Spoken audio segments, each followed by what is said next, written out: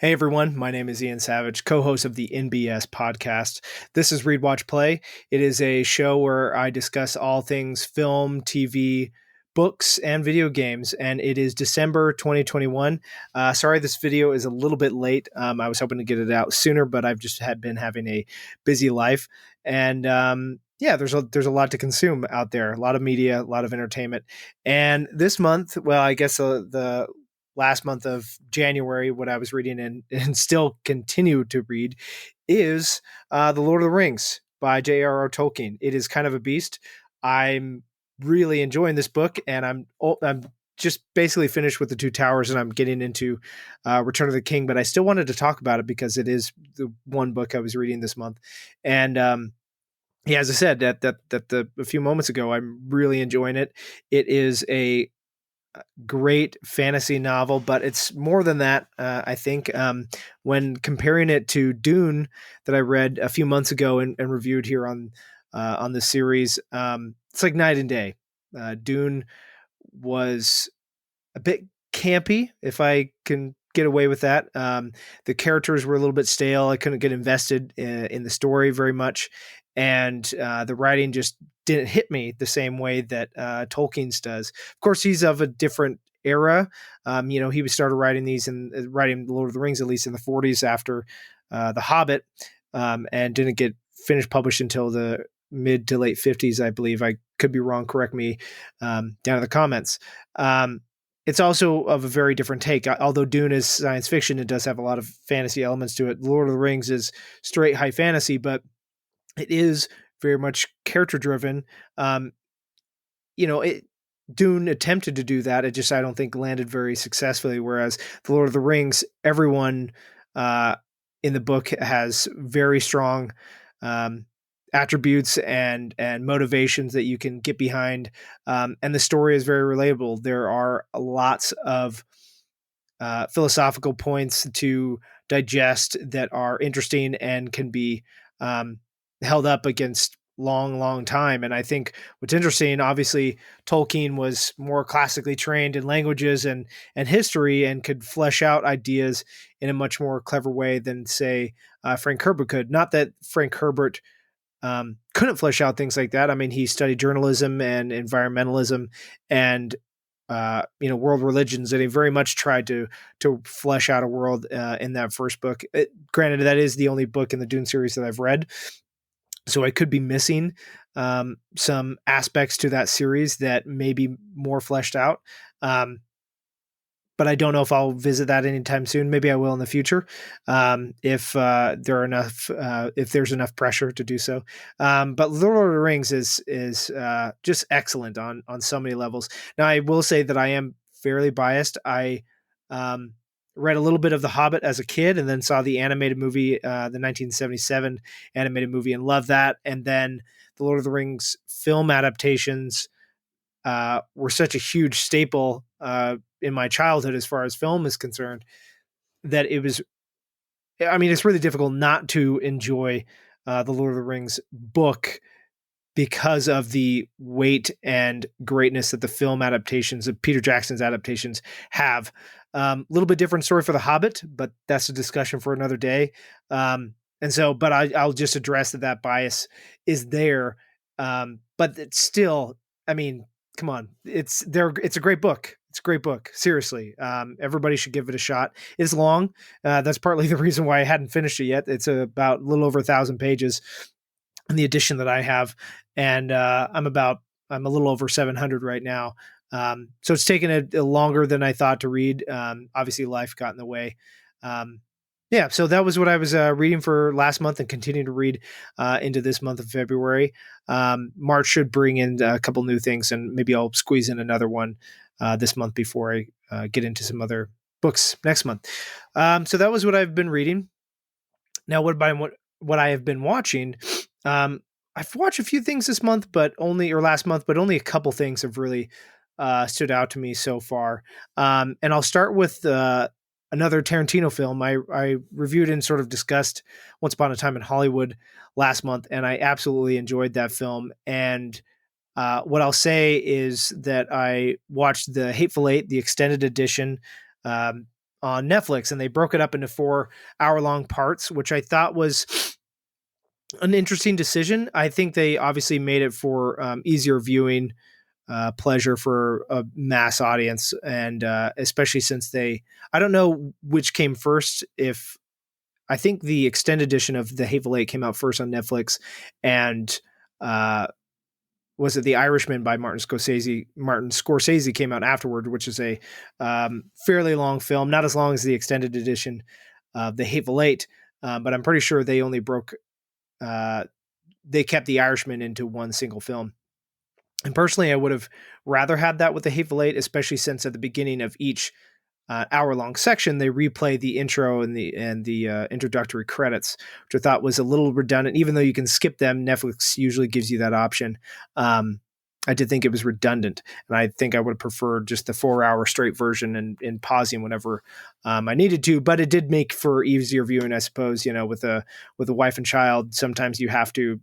They take priority sometimes over watching a film, and 4 hours is a lot of film to watch in one night. But regardless of that, actually getting into the film, it was, I mean, I think I may have said this with Once Upon a Time in Hollywood last month, but I'm so glad that people like Tarantino are around to make films like this.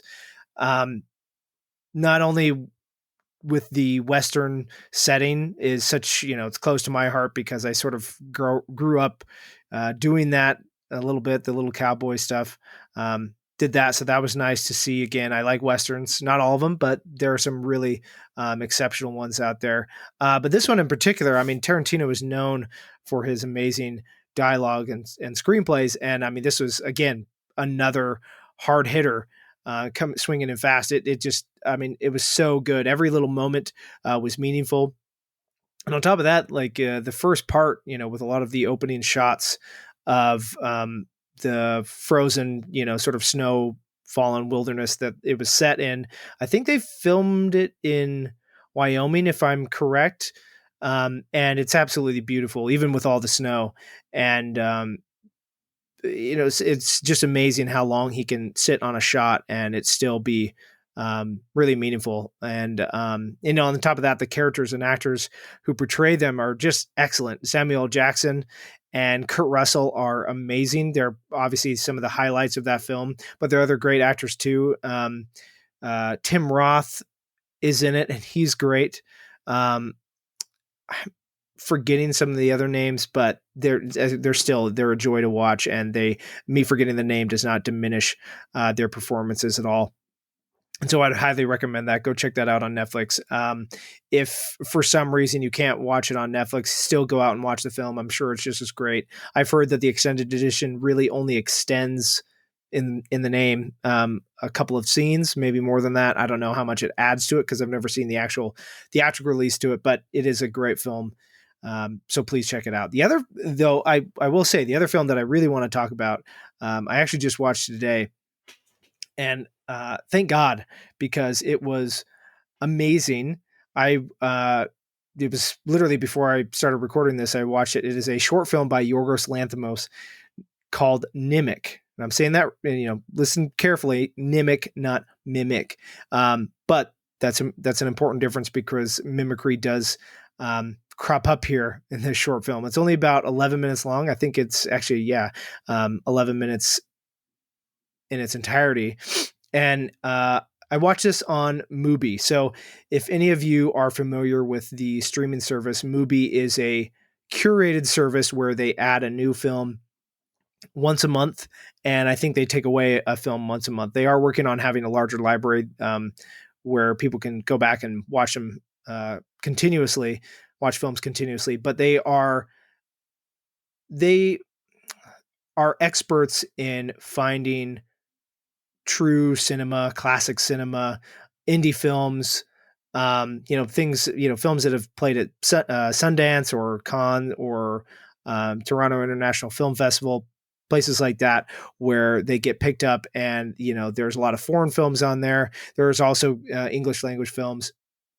And I got turned on to this app, streaming service all the podcasting and film centric YouTube channels that I follow talk about that, whether it be Wisecrack um, or others. But I was turned on to this recently by a video essayist named Thomas Flight, I believe, and he was talking about other films, and he was sponsored by MUBI, and so I will just say that it is well worth the price of admission. Usually, they start you off with a 14-day free trial. And yeah, I mean, I'll definitely be paying the $10 a month or however much it is, because the amount of films that they have on there are amazing. And specifically, the reason why I signed up for it is to watch Nimic. So if you don't know Yorgos Lanthimos' work, he's directed films such as Dogtooth. He's a Greek director, and I think Dogtooth is in his native language, but he sort of became a little bit more popular with films such as The Lobster, starring Colin Farrell and Rachel Weisz. And then he did The Killing of a Sacred Deer, also with Colin Farrell and Nicole Kidman. And then got a little bit of a bigger budget to do The Favorite with Emma Stone, Rachel Weisz, and wow, I'm forgetting her name, Olivia Colman. And although all those movies are really excellent, and this one is no exception. Nimic, it stars Matt Dillon, sort of, an actor that you don't really think of that much anymore. He's not like a big blockbuster star, but Yorgos Lanthimos doesn't really make blockbusters. He makes more absurdist cinematic drama. And Nimic itself, in its short runtime, depicts Matt Dillon as a cellist, and he runs into a woman on the train who begins to take on his, not likeness, but take on his characteristics and personality, and ends up invading his life. And I don't want to, oh, those are my dogs. I don't want to spoil the entire short film in itself, but go out and get that 14-day free trial on MUBI and seriously check it out. It is weird. Matt Dillon's performance is excellent. All the other characters in it are fairly excellent, despite most of them not having any dialogue. Matt Dillon is one of the only people with dialogue, and it's so weird and great. It's my description probably didn't do it justice, but like I said, 14-day free trial to MUBI, and it's only 11 minutes of your life, and it's super worth it. All the camera work is amazing. Yeah, please check it out, please. And so that's what I've been watching for a few of the things that I've watched over the last month and very recently. So the last thing that I'll talk about here is what I've been playing video game wise. As everyone should know by now, I am pretty much exclusive to PlayStation. Not that I don't like any other consoles or PC gaming, but that's all that I have right now is a PS4. Now, normally, I'll just report on the everyday average Hunt Showdown update. I've been playing that still, although I've had some frustrating internet connection issues, so that makes it difficult to play the game with an unstable wireless connection. But it is still fun. It is still has quite the learning curve and is still quite difficult, so nothing exactly new to report there. However, there have been a couple other games I've been playing. More recently, I've been playing Star Wars Jedi Fallen Order, which is a great Star Wars game, especially in a world where recently we've had some really piss poor mediocre Star Wars games, if I'm putting it lightly, being published by Electronic Arts, and it's been really disappointing. But this game is pretty excellent, especially it takes place quite a few years after the fall of the Republic, and you play as this Jedi sort of in hiding, this young Jedi. I can't remember his name. Yeah, that's escaping me. But the story is great so far, and the gameplay is really fun. It's really action oriented with some obvious Western RPG elements. But that's a pretty loose term. There's skill trees and perks that you can unlock while you play. But this combat is great. It takes a lot of inspiration from the Soul series and Sekiro, Shadows Die Twice in particular, largely because of its sort of standard and ease of use.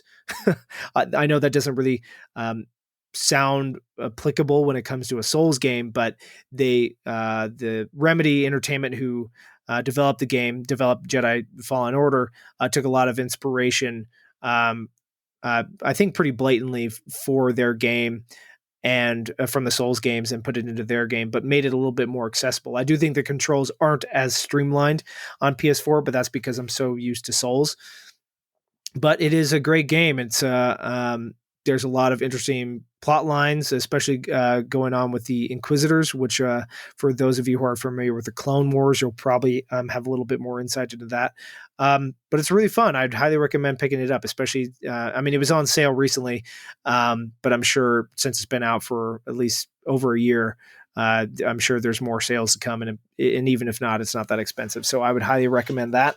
The other game, though, I've been playing, this was recently because you might know my co-host Josh Simpson of the MBS podcast. He was on last month to join me here talking. He was able to purchase a PS5, and I wasn't, but they're still crossplay enabled on PS4 games, and so I was really excited to get him into the PlayStation family, and so we've been able to play a couple games together, namely Bloodborne. And if you're familiar with the Souls games, you should know about Bloodborne. And if for some reason you don't have a PS4, shame on you, or PS5, shame on. Well, it's kind of hard to get a PS5, so not shame on you yet. But Bloodborne is developed by FromSoftware, the developer of all the other Souls games, and it is set in a kind of Victorian European city that is overrun with a plague that is driving people mad and beastly. Sound familiar? And it is it's a great action RPG, very gothic and horror inspired, with amazing combat. It's a lot simpler, I would say, than the Dark Souls games as far as customization and weapons, but the combat is just as quick. It's even more aggressive and high intensity, and a really obscure and pretty amazing story. I've played it quite a few times, so this it's pretty familiar to me. But going back to it again with Josh, who was able to pick it up for free, fortunately. We've been having a great time playing it, and anybody who hasn't played Bloodborne and has a PS4 or PlayStation 5, you should really try this game out. It's not for everybody. It is quite difficult, at least at first, to people who aren't used to Souls games. So be warned. But if anybody is familiar with the reputation of FromSoftware in the Souls games, you should know what you're getting yourself into, at least a little bit. But it is a quite rewarding experience, so I'd highly recommend it. And yeah, that's about it. I think this will do it for this month of Read, Watch, Play. Looking forward to a few new things coming in March. So hopefully, especially to watch, I'm looking forward to a few more things, especially on MUBI, as I said before. So look forward to that next month. And thanks for watching, guys. See you next time. Bye.